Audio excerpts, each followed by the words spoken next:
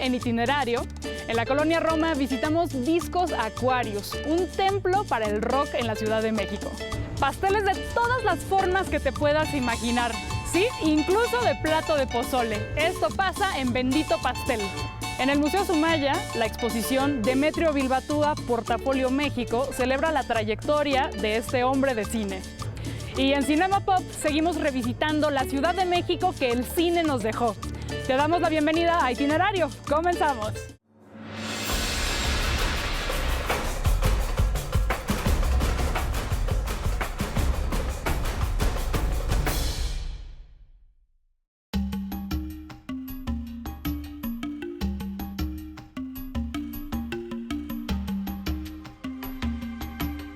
Esos memes de todo está hecho de pastel se hacen realidad en este taller familiar donde hasta las ideas más alocadas se pueden hornear, moldear y decorar para convertirse en postres en forma de zombie, de plato de pozole, de trompo al pastor o cualquier cosa que se les ocurra, porque las posibilidades del fondant son infinitas.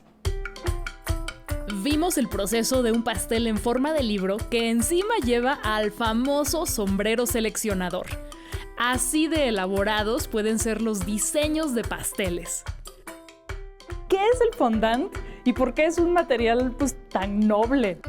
Es azúcar glass en su 90-95% y lo demás es glucosa y pues algunas cosillas que se le ponen ahí. Pero es azúcar. Entonces la elasticidad que tiene el azúcar y también pues la virtud del glucosa, etcétera, le dan esta textura como de plastilina, como si trabajaras con Play-Doh, pero dulce. Por eso que es elástico y que tiene pues esta consistencia, nos ayuda a crear cualquier cosa. Cuéntanos primero de cómo tú y tu mamá empezaron a hacer pasteles. Pues yo salí de la carrera. Mi mamá se infartó y yo entré al hospital, entonces como que eso nos llevó un poquito como a tocar fondo y a tener la necesidad de pues crear algo también como para generar un poquito de flujo económico mientras las dos podíamos volver a trabajar. Y pues un buen día me dieron ganas de hacer pasteles, hice un pastelito de caja.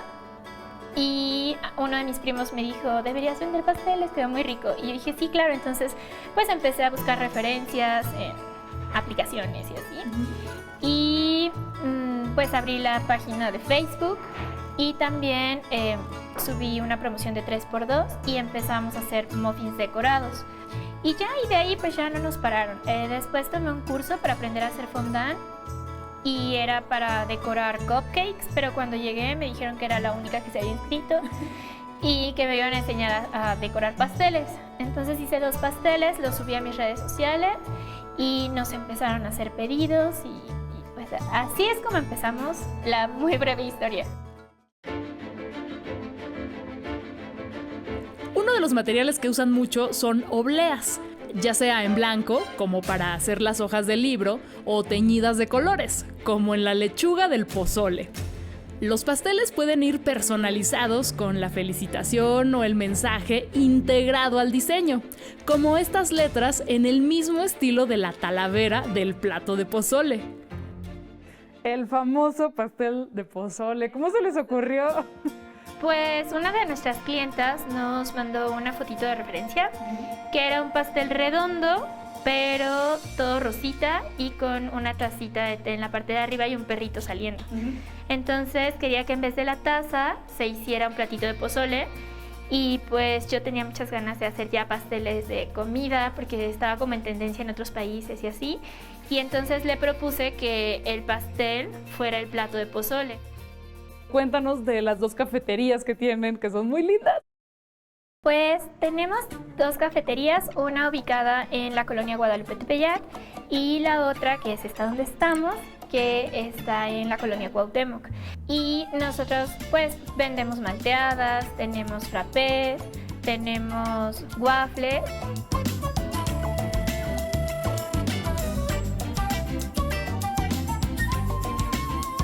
Estas creaciones son tan hermosas que no dan ganas de comérselas, pero hay que abrazar su naturaleza efímera. Y sí, fotografiarlos, claro que sí, pero sobre todo disfrutarlos, saborearlos y saber que ya habrá muchas ocasiones en el futuro para volver a celebrar con pastel.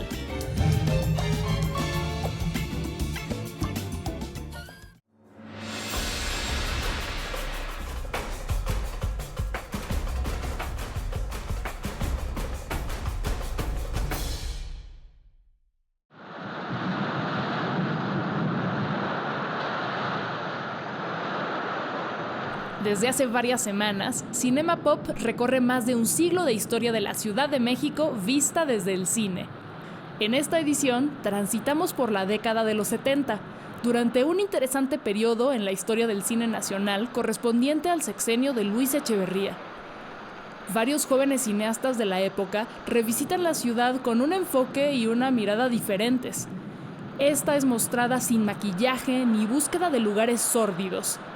Las historias son ahora protagonizadas por una boyante clase media que elude una representación simplista. Naufragio es una película de 1977, dirigida por Jaime Humberto Hermosillo. Basada en el cuento Mañana, de Joseph Conrad, la cinta cuenta la historia de dos mujeres que esperan el regreso de un hombre. La madre, interpretada por Ana Ofelia Murguía, fantasea con el regreso de su hijo y logra transmitir su añoranza a la joven Leticia, que es María Rojo, quien se va enamorando de la idea del marinero que algún día regresará. El centro de la Ciudad de México está muy bien aprovechado en las secuencias del trabajo burocrático de las mujeres en el edificio del Ayuntamiento de la Ciudad de México. El hijo, interpretado por José Alonso, llega demasiado tarde, cuando su madre se encuentra internada en un hospital del Iste, pero el romance con la joven se consuma. ¿Y luego? ¿Me estabas contando cómo conociste a mi mamá? Pues una vez me invitó a celebrar tu cumpleaños. ¿A celebrar mi cumpleaños sin estar yo? Lo celebramos cada año. Yo hago el pastel. La memorable secuencia climática de la película es filmada en un departamento en la unidad Nonualco-Tlatelolco, con un estilo que prefigura las trilladas tomas de drones de la actualidad. El departamento es inundado por una gran ola y arrasado por el agua del mar. La escena es totalmente inusual para el cine mexicano y tuvo que realizarse con enormes esfuerzos, cerrando una obra clásica del cine mexicano de los 70.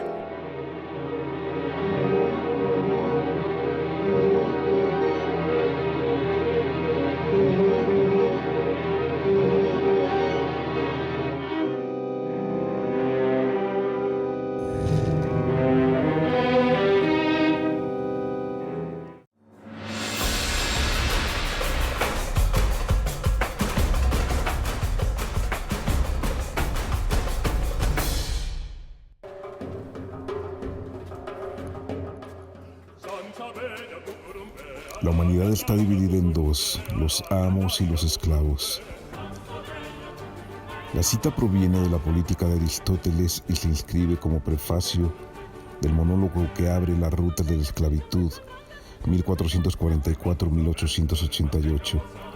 Un concierto que el 17 de julio de 2015 tuvo fecha para su grabación en vivo en la abadía de Fontfroid de Narbonne, en Francia, en el marco de la 10ª edición del festival Música e Historia por un Diálogo Intercultural, cuyo director artístico es el músico, director y musicólogo catalán Jordi Savall, quien cumple este 2021 80 años de vida.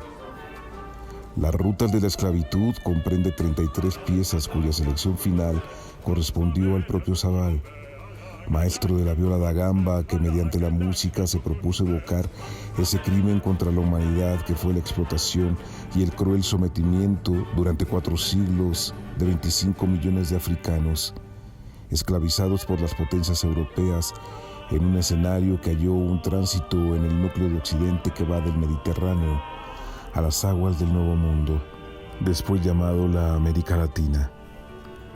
De ello resultó un volumen razonado espléndido, un libro de 540 páginas que guarda un álbum de armonías originarias y mestizas en 2 discos y un DVD con el registro en video de la gala en la que participaron la Capella Real de Cataluña, Esperión 21, Truamá y Tembembe Ensamble Continuo, en una reunión que armoniza notas de Mali, Madagascar, Brasil, Colombia, México y España, entre otras, con selección de Cassé, Madi Diabaté y Violet Deló, Leopoldo Novoa y María Juliana Liñares, respectivamente, y en donde no faltan las percusiones del gran Pedro Esteban.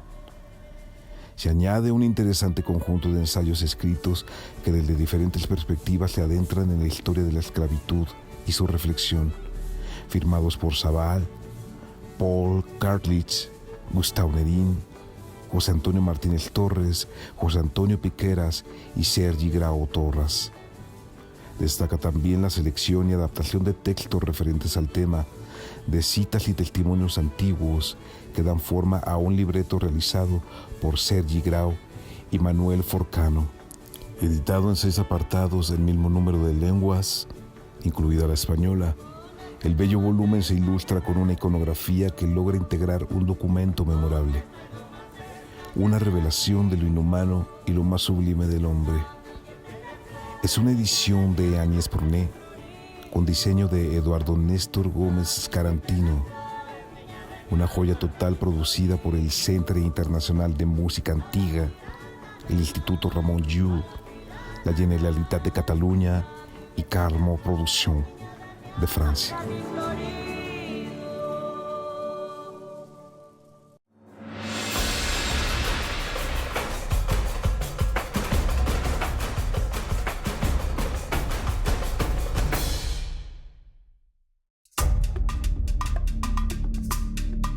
Viví en Nueva York muchos años y en verano solía ir a esa isla que se llama Martha's Vineyard, cerca de Cape Cod, donde por primera vez, caminando por la playa, me encontré con este animal. Y a primera vista, ese animal tiene un aspecto temible, pero pues el animal es absolutamente inofensivo, ¿no? De hecho, este animal, que se llama, mal llamado, pero cangrejo herradura, por la forma interior del casco, es en efecto un protoinsecto. De afuera se ve que como muy sencillo, como un casco militar, y se voltea y tiene forma muy barroco. De hecho, es muy parecido a un alacrán. Y me vino la idea de hacer una serie de bronces basado en el animal. De manera que lo que me interesaba era esa forma exterior tan sencilla que envuelve unas formas muy barrocos adentro. Y esa es una, digamos, una interpretación formal que me motivó a hacer esas esculturas. Y fin de cuentas, acabé con muchas obras. Y en esta exposición hay 70 obras, que es casi completo de la serie. Y bueno, pues ahí está esa aventura a la vista en la galería. Mira, aquí tenemos una imagen de un fósil del animal que tiene 400 millones de años y se puede apreciar cómo sigue la forma igualito, ¿no? Y aquí pues podemos ver un poco la anatomía del animal. Por ejemplo, aquí están las agallas del animal y curioso lo llaman como hojas de libro, agallas de libro, porque parecen pliegues de libro. Y bueno, aquí iba traduciendo esto ya procesado por la imaginación. Y aquí se puede ver cómo un poco la imagen del animal ya está con color, está en relieve. Entonces esta obra es un campo que está entre la pintura, el relieve, la escultura y el dibujo. Y luego pues así, después de hacer una serie de bronces, ya viene una interpretación de la pieza basado en elementos del interior del animal. La pauta de las esculturas se basa en esta forma muy sencilla del exterior y luego vamos viendo adentro la complejidad tan barroco del interior. Y aquí otra vez vuelven a aparecer esas agallas así. Entonces hay detalles de la anatomía del animal que van dando la pauta a otras obras.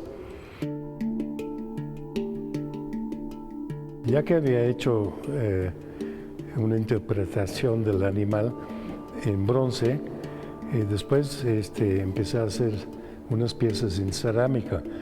Y lo interesante es de cambiar de un medio a otro medio, cambiar las piezas, da pauta a otras ideas. Y aquí están las cerámicas y se puede ver con los bronces que sí tiene otro aspecto debido al medio distinto. El artista nace y hereda una manera, un pensamiento, una manera de hacer el arte, ¿no? Ahora, lo que hereda puede ser muy fresca, puede ser formas muy gastadas, por ejemplo. Entonces hay artistas que no están satisfechos con esto, entonces descartan ese tipo de práctica e inventan nuevos. Es expresar el mundo que lo rodea, ¿verdad? Es lo que hace, es su reacción a todo el entorno en que vive, expresado visualmente, ¿no? Soy Brian Neeson, pintor y escultor, nacido en Londres, Inglaterra, y actualmente vivo aquí en la Ciudad de México.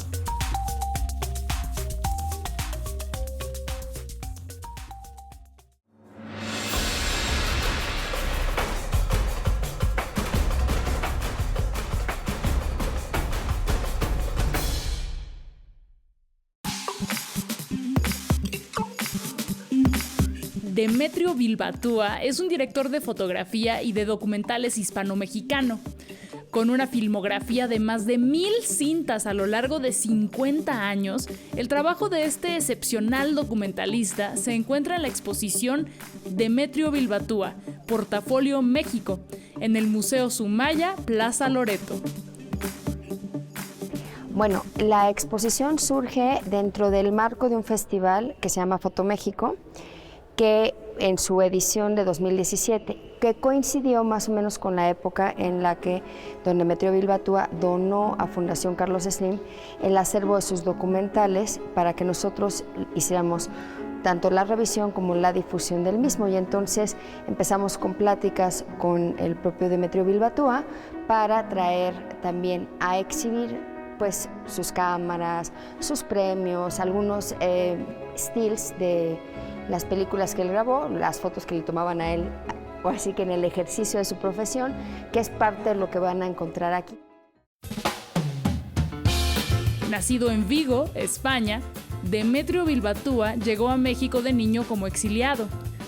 Comenzó a incursionar en el mundo audiovisual en 1954 junto con su hermano Ángel, y unos años después aseguró su carrera como documentalista, cuando fue contratado por Adolfo López Mateos para filmar su campaña electoral.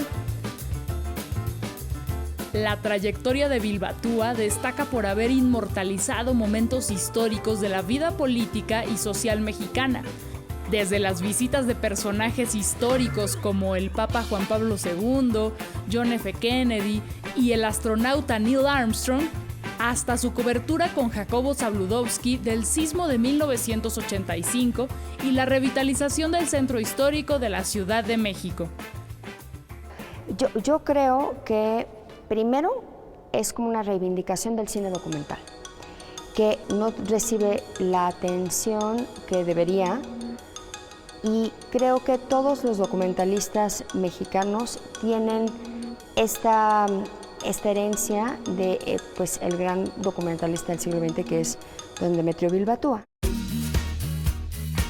La exposición reúne cientos de piezas brindadas por el propio Bilbatúa. cámaras y equipo cinematográfico, negativos, fotografías, fragmentos de su acervo fílmico y, por supuesto, varios de los reconocimientos que ha obtenido a lo largo de los años. No te pierdas la exposición Demetrio Bilbatúa, Portafolio México, en el Museo Sumaya Plaza Loreto.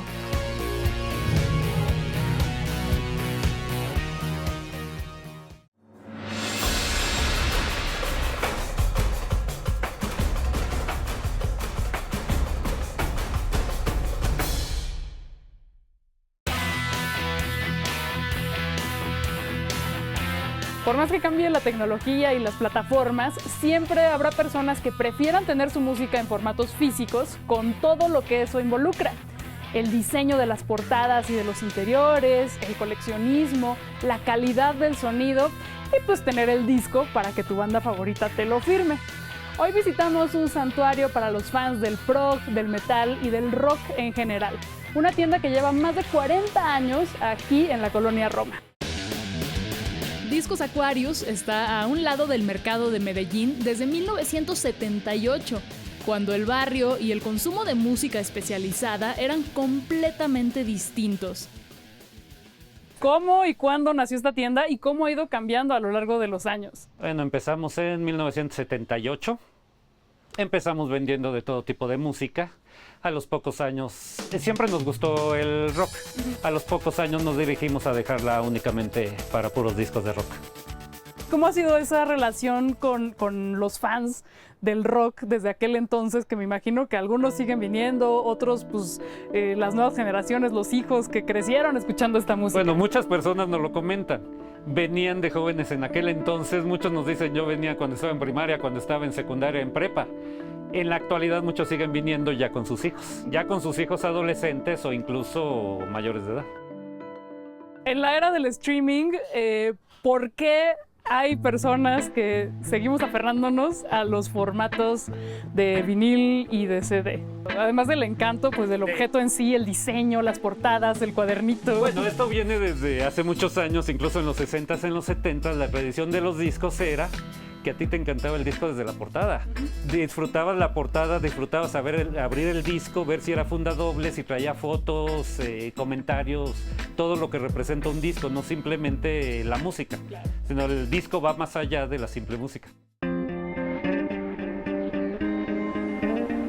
Hay algunos pósters de conciertos que organizó la misma familia a finales de los 90 y principios de los 2000 y que están firmados porque además aquí en el local eran las firmas de autógrafos.